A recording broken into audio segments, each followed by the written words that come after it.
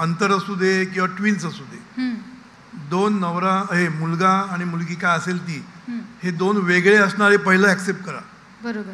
एक मुलगा हुशार अभ्यासात म्हणून त्याला फक्त चढवत द्यायचं की किती हुशार आहे, आणि दुसऱ्याला तू नालायक आहे, लबाड आहे, काय असले शब्द वापरायचे, हे बरोबर नाही. त्याच्यामध्ये काय आहे ते बघून त्याचं कौतुक करत करत त्याला त्याच्यामध्ये पुढे आणलं पाहिजे.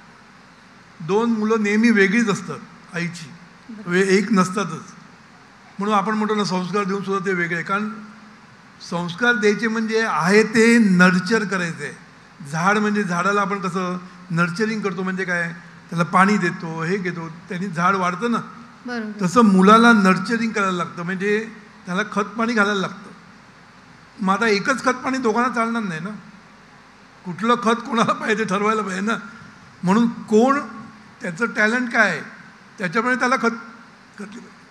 जो हुशार आहे त्याला वेगळं खत पाणी घालायला लागतं.